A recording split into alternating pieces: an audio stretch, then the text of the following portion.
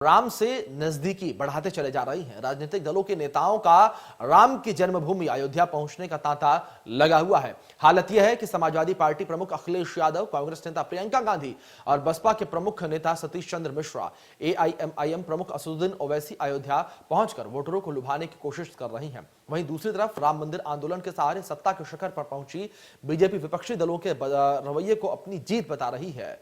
उनके नेताओं का कहना है कि हमारे लिए तो राम आस्था का प्रतीक है, इसलिए ही उत्तर प्रदेश का मुख्यमंत्री बनने के बाद योगी आदित्यनाथ करीब 29 बार अयोध्या जा चुके हैं और प्रधानमंत्री नरेंद्र मोदी राम जन्मभूमि मंदिर निर्माण के भूमि पूजन से लेकर कई मौके पर अयोध्या पहुंचे हैं। यह भी साफ है कि भारतीय जनता पार्टी 2022 के विधानसभा चुनावों में राम मंदिर को बड़ा मुद्दा बनाएगी। हालांकि बीजेपी के रवैये पर विपक्षी दलों का कहना है कि राम किसी की जागीर थोड़ी है, वे सबके हैं और यह तो बीजेपी है जिसने उनके नाम पर 2014 में जो राजनीतिक दलों की रवैये से साफ है कि चुनाव जैसे नजदीक आते जाएंगे, राम के नाम पर राजनीति जोर पकड़ती जाएगी। 92 के बाद सियासी दलों के बदले राम अपने अपने राम। तो यहां पर सियासी दलों पर सीधे तौर पर आरोप भारतीय जनता पार्टी की ओर से लगाया जा रहा है कि सियासी दलों ने अपने दल को बदल लिया है और जहां पहले सियासी दल जो है वो अयोध्या नहीं आते थे और उंगलियां उठाया करते थे अयोध्या पर, अब सभी बड़े नेता अयोध्या पहुंचने लगे हैं। तो इस बार भारतीय जनता पार्टी जिस तरीके से पूरे दमखम के साथ राम जन्मभूमि का मुद्दा जो है 2022 के चुनाव में उठा रही है, उठाने वाली है, और वहीं दूसरी ओर अब विपक्ष भी जो है वो अब लगातार राम नाम के सहारे 2022 में फतह करना चाहता है और सभी जो प्रमुख दल के नेता हैं वो अयोध्या पहुंच रहे हैं, चाहे प्रियंका गांधी हो, अखिलेश यादव हो, सपा प्रमुख अखिलेश यादव हो, हर नेता अयोध्या पहुंच रहा है।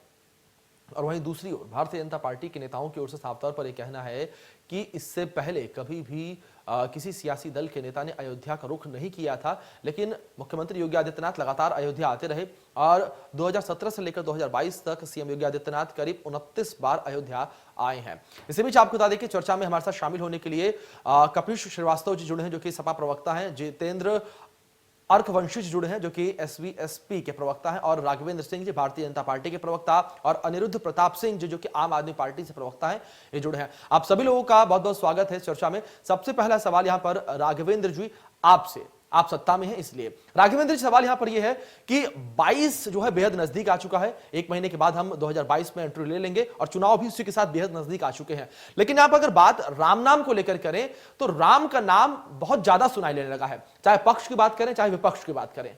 क्यों? देखिए, भारतीय जनता पार्टी हमेशा राम जन्मभूमि के पक्ष में रही है और आस्था के विषय पर हमेशा ही ये कहती है आस्था जो है वह व्यक्तिगत मामला होता है। हम लोग हमेशा तीर्थ क्षेत्रों का विकास करने की बात करते रहे हैं, सरकार बनी तो हम लोगों ने वो करके दिखाया। ये विषय आप उन राजनीतिक दलों से पूछे जो कहते थे कि मंदिर में लोग लड़कियां छेड़ने जाते हैं, आप उससे पूछिए जो राम भगवान को काल्पनिक कहते थे, आप उससे पूछिए जो कहते थे कि जो राम एक पियक्कड़ व्यक्ति हैं, जो रामायण को काल्पनिक कहानी कहा करते थे, जो कहते थे मुस्लिम लड़कियां ही हमारी लड़कियां हैं, जो कहते थे अयोध्या में अगर और लोगों की हत्या करवानी पड़े हिंदुओं की तो मैं उसमें कोई गुरेज नहीं करूंगा। भारतीय जनता पार्टी का हमेशा एक नीति, एक रीत, एक सिद्धांत रहती है कि वो हर व्यक्ति को, हर समाज को, हर वर्ग को मानने का आदर करती है और सबका साथ, सबका विकास सबके दायरे के साथ रहती है। हम लोग कभी भी धर्म को, राजनीति को केंद्र में लाने का काम नहीं करते हैं, लेकिन जैसे ही चुनाव आते हैं लोग मंदिरों में जाने लगते हैं, भगवानों के दरवाजे पर माथा टेकने लगते हैं, उससे पहले उनका अलग रूप होता है, चुनाव आते हैं तो उनका अलग चेहरा दिखाई पड़ता है। उत्तर प्रदेश की जनता इनको भली प्रकार से पहचानती है, इन प्रकार के रंगे हुए सियासी लोगों को वो अच्छी तरीके से पहचानती है। भगवानों का राजनीतिक लाभ लेने नहीं देगी यहाँ की जनता। ठीक है, आपको समझे। कपीश जी, आपको रुक करना चाहूंगा। और कपीश जी, आपकी पार्टी समाजवादी पार्टी को इस बार प्रमुख विपक्ष के रूप में भारतीय जनता पार्टी के बाद देखा जा रहा है 2022 के चुनावों में, और पूरे दमखम के साथ अगर बात करें सपा प्रमुख अखिलेश यादव को लेकर तो वो भी चुनाव में लगे हुए हैं। वहीं दूसरी ओर तमाम उंगलियां आप पर भी उठ रही हैं कि इससे पहले आप लोग जो है अयोध्या को नहीं पूछते थे, ना ही राम जन्मभूमि पर पहुंचे। लेकिन अब जिस तरीके से चुनाव नजदीक आने लगे हैं, तमाम बड़े नेता आपके राम जन्मभूमि पर पहुंच रहे हैं और रामलला के दर्शन करने के बाद भी खुद अखिलेश यादव कह रही हैं, आपके प्रमुख, उन्होंने कहा है कि मैं अयोध्या जाऊंगा और रामलला के दर्शन करूंगा। साथ में उन्होंने यह भी कहा कि मैं घर में रोज रामलला के दर्शन पूजन करता हूं घर में। बिल्कुल ठीक बात आपने। जी देखिए, हमारे अगर देश के अंदर किसी को संविधान में आस्था नहीं है तो वो सिर्फ और सिर्फ हमारे मित्र की पार्टी है, कमल वाली, जी क्योंकि इनको देश के संविधान में एकदम आस्था नहीं। जी क्योंकि हमारा संविधान ये कहता है भारत एक पंथ निरपेक्ष राज्य है और जी। इसको कोई सरकार जो है वो पुष्पित और पल्लवित नहीं करेगी, पोषण नहीं करेगी। जी लेकिन हमारा जो देश है वो धर्म सापेक्ष है, पंथ निरपेक्ष जरूर है, धर्म सापेक्ष है। मैं इसलिए कहना चाहता हूं कि क्योंकि मैं एक अधिवक्ता हूं और संविधान को हमने कंठस्थ ही नहीं किया, हृदयंगम किया है। जी और ये मेरा दायित्व बनता है कि इस देश के नागरिकों तक सही बातें पहुंचाएं। जी तो उसी दायित्व के निर्वहन में मैं कह रहा हूं जी कि भाई देखिए, जब हम धर्म सापेक्ष और पंथ निरपेक्ष हैं तो हमें धर्म की मानने की आजादी है। बस आजादी इस बात की नहीं है पंथ निरपेक्षता में कि कोई सरकार किसी विशेष धर्म का जो है वो पोषण नहीं करेगी, संरक्षित नहीं करेगी। लेकिन हमारी जो भारतीय जनता पार्टी की सरकार है ये कुछ भी नहीं करती। जी ये केवल वोट की राजनीति के लिए धर्म का इस्तेमाल करती है, ये सारे लोगों ने देख लिया। जी और इनकी क्यों संविधान में आस्था नहीं है? इसलिए संविधान में आस्था नहीं है कि इनको मॉन्टेस्क्यू थ्योरी के तहत जो भारत का संविधान बना, जिसमें पृथक पृथक अलग कार्यपालिका, न्यायपालिका, विधायिका बनी, उसमें अगर इन्होंने न्यायपालिका का जो कार्य है वो भी बताने लगे हैं कि साहब ये तो हमारा काम है, ये तो सरकार का काम है, सरकार मंदिर बनवा रही है, भारतीय जनता पार्टी मंदिर बनवा रही है। जी अरे क्या मूर्ख जनता को बनाते हैं और आप सुप्रीम कोर्ट के वर्डिक्ट को चैलेंज कर रहे हैं। जी आप क्या कहना चाहते हैं कि सुप्रीम कोर्ट जो निर्णय देता है वो आपकी वजह से देता है, आप उनका निर्णय लिखते हैं। जी आप ये कह करके देश के संविधान के साथ ही नहीं, देश के सर्वोच्च न्यायालय के उपहास उड़ाने का काम कर रहे हैं। इन्हें क्षमा मांगनी चाहिए देश के और देश के संविधान। और दूसरी बात मैं कहता हूं, जी कण कण में राम है, केवल अयोध्या में ही राम नहीं है, जन्मभूमि जरूर अयोध्या राम की जी। कपिल जी आपकी बात से मैं बिल्कुल सहमत हूं। कपिल जी आपकी बात से बिल्कुल मैं सहमत हूं कि कण कण में राम है। लेकिन कपिल जी, आप ही के सांसद, आप ही की पार्टी के सांसद शफीकुर रहमान जी को भी आप जानते होंगे बखूबी, और उन्होंने राम के बारे में क्या कुछ कहा है, भगवान राम के बारे में क्या कुछ कहा है, ये आपको पता है या मैं बताऊं आपको? नहीं, सबसे पहली चीज तो यह है कि समाजवादी पार्टी जैसे भारतीय जनता पार्टी तमाम नेताओं से मिलकर के बनी है, बहुत से इनके बयान मैं आपको जोड़ा देता हूं। क्या रामजादे और हरामजादे जो है ये भगवान श्री राम के आदर्शों के अंदर आता है? क्या आता हो तो बताइए। क्या ये भगवान श्री राम ने कहा है कि एमजे अकबर ऐसे इनके नेता 35 जो है महिला पत्रकारों के साथ बलात्कार करें और आप प्रथम सूचना रिपोर्ट भी ना लिखें?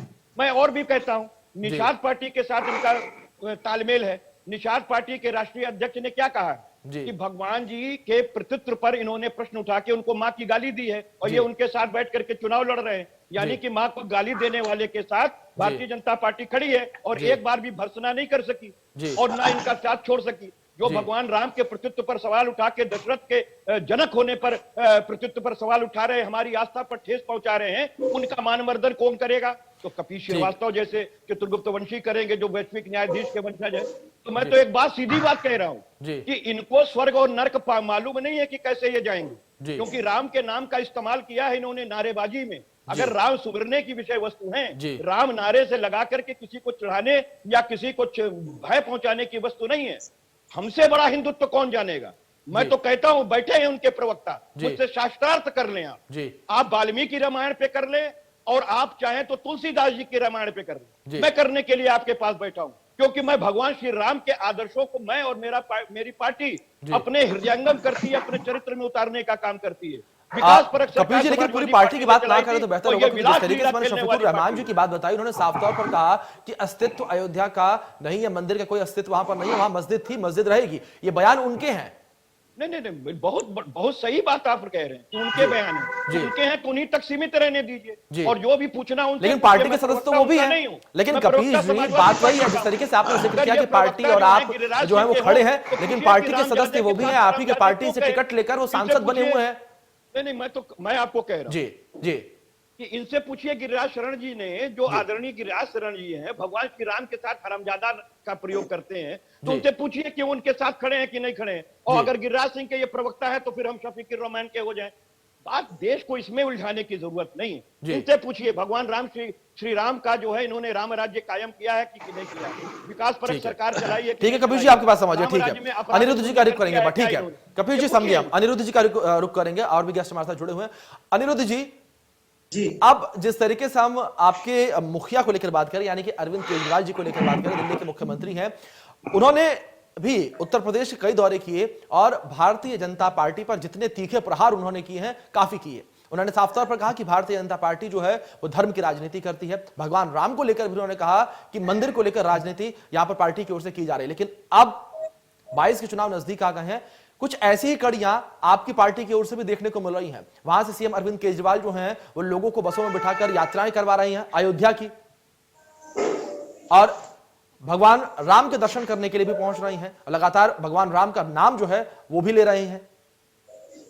जी सबसे पहले तो इंडिया न्यूज के दर्शकों को मेरा जय हिंद, आपको मेरा जय हिंद। जी, आपको भी। जी, दिल्ली और बंगाल तो एक झांकी है, बाकी राज्यों से भी भाजपा की विदाई अभी बाकी है। जी, हम हमेशा राम को अध्यात्म के रूप में देखते हैं, अध्यात्म के रूप में देखते हैं। और आपने बोला, हाँ, हमारे मुख्यमंत्री जी बड़े बुजुर्गों को सभी राज्यों में जो महान तीर्थ स्थल है वहां की यात्राएं बुजुर्गों को करवाते हैं, क्योंकि हमारे लिए जनता को कार्य करना प्राथमिकता है। जी, उनके लिए तो राम जी भगवान भी ऊपर बैठ के कह रहे होंगे कि भाई कब तक मेरे सहारे पे राजनीति करोगे, कब तक जनता की बात कर लो।